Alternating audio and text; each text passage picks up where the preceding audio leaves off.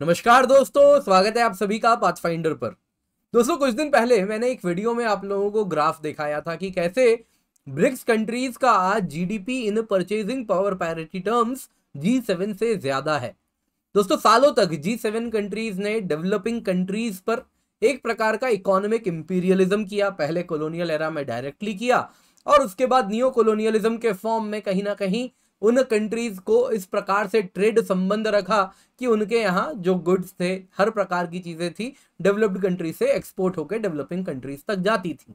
पर दोस्तों, अब वक्त बदल रहा है और वेस्टर्न वर्ल्ड भी ये बात जान रही है और इसी को ध्यान में रखते हुए western world, specially US and European union, कई इस प्रकार के लॉज ला रहे हैं जो कि इस ट्रेड को, जो पूरा system of free and open trade है, जो वेस्टर्न कंट्री ने ही बनवाया है, ये डब्ल्यूटीओ का क्रिएशन कहीं ना कहीं उनके द्वारा हुआ है, जिसमें कहा रूल्स बेस्ड ट्रेड होगा, कोई किसी को डिस्क्रिमिनेट नहीं करेगा, बहुत सारे ग्राउंड्स बनाए गए हैं, इन ग्राउंड्स पे कोई डिस्क्रिमिनेशन नहीं होगा। ये सब उन्हीं का दिया हुआ रूल है और जब तक ये रूल उनके फायदे में था तब तक वो सारे देश इसका इस्तेमाल करते थे। पर अब जब डेवलपिंग कंट्री आगे बढ़ रही है और वो इन्हीं रूल्स बेस्ड ट्रेड की बात कर रही है, तब डेवलप्ड कंट्रीज रूल्स बदल रहे हैं। आप लोगों को मैंने बताया है, कुछ दिन पहले एक वीडियो में कवर किया था यूरोपियन यूनियन के कार्बन बॉर्डर एडजस्टमेंट मैकेनिज्म के बारे में।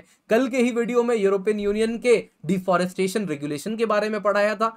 इसके सिवा यूएस भी एक ऐसा ही एंटी इन्फ्लेशन एक्ट लेकर के आया है, जिसमें भी कहीं ना कहीं इस प्रकार का सिस्टम बनाया गया है कि जो यूरोपियन इकोनॉमी है, जो वेस्टर्न इकोनॉमी है, अमेरिकन इकोनॉमी है, उसको प्रोटेक्ट करना है। डेवलपिंग कंट्रीज कहीं उनके मार्केट को कैप्चर ना कर ले, ये नहीं होने देना है। और ये बात सिर्फ आज इंडिया नहीं रियलाइज कर रहा है, आज पूरी डेवलपिंग कंट्रीज ये बात समझ रही हैं और उसी को ध्यान में रखते हुए डब्ल्यूटीओ में अब इंडिया एक ग्रुप बना रहा है, जिसमें like minded countries like Brazil, like China, like South Africa, इन सब के साथ मिलकर वेस्टर्न कंट्रीज के इन सारे डिस्क्रिमिनेटरी टैक्सेस का विरोध किया जाएगा। दोस्तों, क्या है ये पूरी कहानी? आइए आज की क्लास में इसी पर चर्चा करते हैं। आप देख सकते हैं ये न्यूज में कवर किया जा रहा है। पर इससे पहले आगे बढ़ूं दोस्तों, आपका हार्डली 40 से 50 सेकंड लूंगा। अग्निपथ बैच आपके लिए हम लेकर के आए हैं, अब बस 12 दिन बच रहे हैं। इसमें आपको कंप्लीट कवरेज मिल रही है, प्रीलिम्स, मेंस, इंटरव्यू, सब कुछ हम तैयार करवा रहे हैं। मेंस मेंटरशिप, इंटरव्यू गाइडेंस, सब कुछ मिल रहा है। टेस्ट सीरीज भी मिल रही है और ये दोस्तों बाइलिंगुअल बैच है और लाइकवाइज हमारा हिंदी माध्यम का भी बैच है। दोनों की कीमत सेम है, 7,999 रुपए है, बहुत ही अफोर्डेबल प्राइस पर है। और ये सब आपको मिल रहा है दोस्तों। 1 जून से अग्निपथ बैच स्टार्ट होगा और 15 जुलाई से बोध हिंदी बैच स्टार्ट होगा। तो use the code KC10, description box में भी लिंक मिल जाएगा, जाके आप एनरोल कर सकते हैं और उसका सब्सक्रिप्शन का फायदा उठा सकते हैं। मेक श्योर आप KC10 कोड का इस्तेमाल कर रहे हैं। PDF भी आपको लिंक डिस्क्रिप्शन बॉक्स में मिलेगा और साथ साथ आप हमसे किसी भी सवाल के लिए भी, हमारे बैचेस के बारे में कुछ भी जानना है, एक फॉर्म है, उसको आप फिलअप कर सकते हैं। दोस्तों, न्यूज में क्या है? न्यूज में है इंडिया एक कंसेंसस बनवाना चाह रहा है लाइक माइंडेड कंट्रीज के साथ, जिनके साथ मिलकर डब्ल्यूटीओ में जो डेवलप्ड कंट्रीज अपने इकोनॉमी को प्रोटेक्ट करने के लिए साजिश रच रहे हैं, उनके खिलाफ इन नॉन ट्रेड इश्यूज की डब्ल्यूटीओ में हम एंट्री नहीं होने देंगे। इस पर बात होने वाली है दोस्तों। Brazil, China, Thailand, south Africa, ये सारे देश हैं जो कि इन वेस्टर्न कंट्रीज के इन रूल से प्रभावित होने वाले हैं। ऑब्वियसली इंडिया भी उनमें है और इसलिए इंडिया लीड कर रहा है, इन सारे देशों के साथ मिलके एक कंसेंसस बनवाया जाए। दोस्तों, क्या हो रहा है अभी आपको बताता हूं। जो एडवांस्ड इकोनॉमीज हैं वो अलग अलग प्रकार का ग्रीन टैक्सेस अपनी इकोनॉमी में लेकर के आ रही हैं, जिसके द्वारा इमर्जिंग इकोनॉमीज जो वहां पे उन देशों में सामान एक्सपोर्ट करती हैं, उनके सामान को रोकने का प्रयास किया जा रहा है। कुछ रीसेंट ग्रीन टैक्सेस हैं जो आपको बताने वाला हूं, जल्दी से उन पर चर्चा करते हैं। अमेरिका ने, यूएस ने अगस्त 2022 में इन्फ्लेशन रिडक्शन एक्ट अप्रूव किया था। इसके बाद दोस्तों हुआ यूं है कि ये इन्होंने बहुत ज्यादा, जो बाइडेन ने कहा कि ये पूरी अमेरिकन इकोनॉमी को ग्रीन बनाएगा, उसके लिए पहल है। कहा कि $370 बिलियन का इन्वेस्टमेंट करेंगे। आप पूछेंगे सर, अमेरिकन इकोनॉमी इन्वेस्ट करने वाली है, पैसे कहाँ हैं? अभी तो डेट वाली ये सारा सीन चल रहा है। नहीं नहीं, ऐसा नहीं है। वो पैसे इन्वेस्ट करने वाले हैं। कैसे करने वाले हैं? टैक्स ब्रेक देके कि ये लोगे तो टैक्स नहीं लेना पड़ेगा, टैक्स नहीं देना पड़ेगा। सिंपल शब्दों में कहूं, टैक्स क्रेडिट दिया जाएगा बिजनेसेस को। यदि वो क्लीन एनर्जी टेक्नोलॉजी में इन्वेस्ट करते हैं तो उनका जो सालाना टैक्स होता था वो कुछ कम कर दिया जाएगा, कुछ माफ कर दिया जाएगा। वैसे ही कंज्यूमर यदि इलेक्ट्रिक व्हीकल ले रहे हैं तो जैसे 18% टैक्स है तो 5% कर दिया जाएगा। तो इस प्रकार की अलग अलग चीजें लाई जा रही हैं। होम इंप्रूवमेंट घर में कर रहे हैं तो उनको कुछ सब्सिडाइज कर दिया जाएगा। तो इस प्रकार से वो अपनी इकोनॉमी में और ये साफ साफ कर दिया गया है, ये किसी के भी सामान को आप इस्तेमाल करेंगे तो टैक्स ब्रेक नहीं मिलेगा। साफ साफ कहा गया है आपको टैक्स ब्रेक तभी मिलेगा जब वो सामान, जो ग्रीन टेक्नोलॉजी वाला जो भी सामान है, सोलर पैनल हो सकता है, लिथियम आयन बैटरी हो सकती है, कुछ भी है, वो तभी मिलेगा जब वो अमेरिका एंड कुछ सिलेक्टेड देशों की टेरिटरी में बन रहा है जहां अमेरिकन कंपनी सामान बनवाती है, जैसे मेक्सिको, जैसे कनाडा। तो इन देशों में बन रहा है तो ही टैक्स ब्रेक मिलेगा। तो ये बात तो डिस्क्रिमिनेटरी हो गई। क्यों? अब हमारे देश में भी आप हमें WTO में लेकर के गए थे जब सेम चीज हमने सोलर पैनल के लिए किया था, तो अब अपने लिए आप रूल बदल रहे हैं। तो यहां पे ये बात यूरोपियन यूनियन, अब सुनिए आपको बताता हूं ढोंग क्या होता है। यूरोपियन यूनियन ने इसी बात को लेकर काफी हल्ला किया है कि ये क्या कर रहा है यूएसए, दिस इज डिस्क्रिमिनेटरी, कहीं ना कहीं हमारी कंपनीज के साथ भेदभाव होगा। पर यूरोपियन यूनियन तो ठहरा यूरोपियन यूनियन, वो तो कुछ और भी करेगा। वो अपने देश में भी इसी प्रकार के ऑनस्लॉट ऑफ लॉज लाया है, एक नहीं कई लॉज लेकर के आया है। पहला लॉ है कार्बन बॉर्डर एडजस्टमेंट मैकेनिज्म। दोस्तों इसको मैंने डिटेल में पढ़ाया है, कार्बन बॉर्डर एडजस्टमेंट मैकेनिज्म को भी, EU डिफॉरेस्टेशन रेगुलेशन को भी। तो यहां पे मैं संक्षिप्त में आपको बता देता हूं कार्बन बॉर्डर एडजस्टमेंट मैकेनिज्म क्या है। 1 जनवरी 2026 से यूरोपियन यूनियन उन सारे गुड्स पर एक 20 से 35% की एडिशनल टैक्स लगवाएगा, एडिशनल ड्यूटी लगेगी यदि इन गुड्स को बनाने में कार्बन उत्सर्जन होता है एक लेवल से ज्यादा।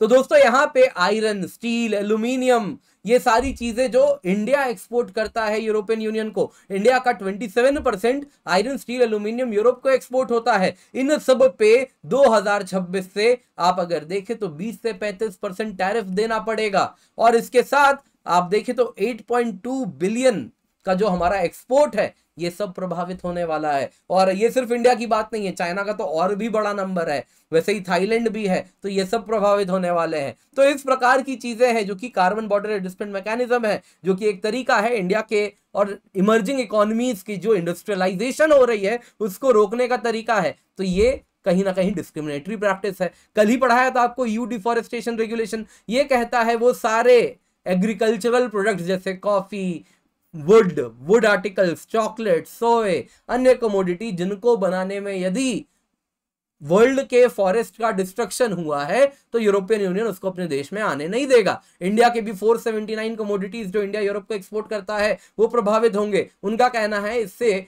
वो दुनिया के जो प्राइमरी फॉरेस्ट हैं उसको बचाने वाले हैं। लेकिन दोस्तों उनका खुद का जो प्राइमरी फॉरेस्ट कवर है लेस देन 1% है आज के टाइम में।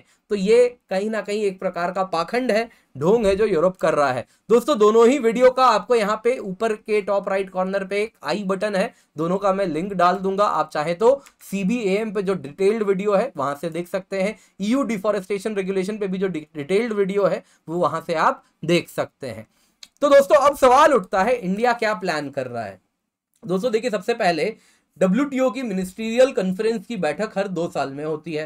पिछली वाली 2022 में हुई थी जो कि मिनिस्ट्रियल कॉन्फ्रेंस 12 था। अब 13th मिनिस्ट्रियल कॉन्फ्रेंस होने वाला है, कहां होगा? UAE के अबू धाबी में होगा।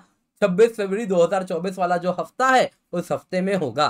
तो अब इंडिया को अंदेशा है कि ये जो डेवलप्ड कंट्रीज हैं ये WTO के टॉक्स में जो इनके नए इन्वायरमेंटल प्रोविजंस आए हैं उनके लिए कुछ एक्सेप्शन की डिमांड करेंगे कि आप अपने देश में अपने इन्वायरमेंट को बचाने के लिए ये सारी डिस्क्रिमिनेटरी ट्रेड प्रैक्टिसेस जिनको कहते हैं इस प्रकार से आप अलाउ कर सकते हैं। यानी कि सिंपल शब्दों में कहूं तो ये जो EU डिफॉरेस्टेशन रेगुलेशन है, ये जो कार्बन बॉर्डर एडजस्टमेंट मैकेनिज्म है या फिर US का इन्फ्लेशन रिडक्शन एक्ट है, इन सब को लीगल बनाने का प्रयास किया जाएगा। डेवलप्ड कंट्री इन्वायरमेंट के नाम पे डेवलपिंग कंट्रीज को ब्लैकमेल करने वाली है और ये जो इनका डिस्क्रिमिनेटरी प्रैक्टिस है इसको लीगल बनवाने का, कुछ लीगल लूपहोल बनाने का प्रयास किया जाएगा आने वाले बैठक में। और इसी के लिए इंडिया लाइक माइंडेड कंट्रीज के साथ ग्रुप बना रहा है कि जब इस प्रकार का ये डिमांड करेंगे डेवलप्ड कंट्रीज तब इनके खिलाफ हम एकजुट होकर आवाज उठा पाएंगे।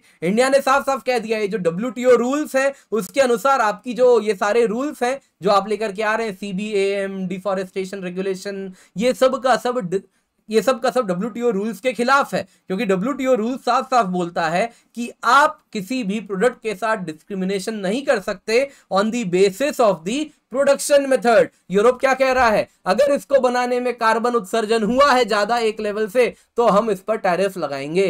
क्यों? बेसिस प्रोडक्शन मेथड पे साफ साफ कहा गया है कि उसको मैं थर्मल पावर प्लांट से बनाऊं कि सोलर पावर प्लांट से बनाऊं, आप उस आधार पे मेरे प्रोडक्ट के साथ डिस्क्रिमिनेशन नहीं कर सकते। इस एल्यूमिनियम को बनाने में मुझे हाइड्रो पावर प्लांट से मैंने बनाया या थर्मल प्लांट से बनाया, कोई अंतर आप नहीं कर सकते। जब अपने सामान को, जब मेरा सामान आपके बॉर्डर को पार करके जा रहा है तो आप कहीं ना कहीं WTO रूल्स का उल्लंघन कर रहे हैं। तो इसीलिए साफ साफ कहा जा रहा है, तो इंडिया अब जो डेवलप्ड कंट्रीज करने वाला है उसके खिलाफ एक गुड बना रहा है। And this is geopolitics. Geopolitics ऐसी ही होती है जहां पे ना फ्रेंड्स परमानेंट है ना एनिमीज परमानेंट है, सब कुछ दोस्तों कहीं ना कहीं गिव एंड टेक होता है। इस वक्त चाइना अगर हमारे इंटरेस्ट को सूट करता है तो हम चाइना से हाथ मिलाते हैं, क्योंकि दोस्तों ये सारी की सारी चीजें आज के टाइम में क्या हो गया है कि मल्टी अलाइनमेंट चल रही है। किसी इशू पे हम चाइना के साथ हैं तो किसी इशू पे हम यूएस के साथ हैं तो किसी इशू पे हम यूरोपियन यूनियन के साथ है। तो ये सब कुछ इशू बेस्ड हो गया है and this is introduction to multi alignment.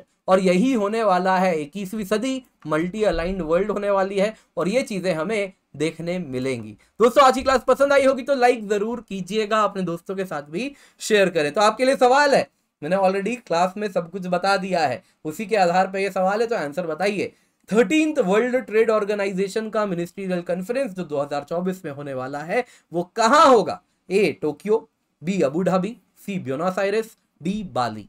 तो आंसर आप मुझे कमेंट सेक्शन में जरूर बता सकते हैं। दोस्तों पाथफाइंडर अग्निपथ बैच है, अगेन बता देता हूं, डिस्क्रिप्शन बॉक्स में लिंक मिल जाएगा। केवल 12 दिन बचे हैं, यूज द कोड KC10। एक बार ये सब्सक्रिप्शन आपने ले लिया, आपको और कुछ नहीं चाहिए यूपीएससी CSE क्लियर करने के लिए। बेस्ट क्वालिटी कोर्स मिलेगा एट मोस्ट अफोर्डेबल प्राइस। दोस्तों हिंदी बैच भी आपके लिए हम लेकर के आ रहे हैं, ये भी अगर आप देखें तो use the code KC10 at 7,999 rupees. Same है सब कुछ, जस्ट लाइक अग्निपथ, खाली यहाँ पे कंटेंट भी हिंदी में होगा, पढ़ाने का तरीका भी हिंदी में होगा।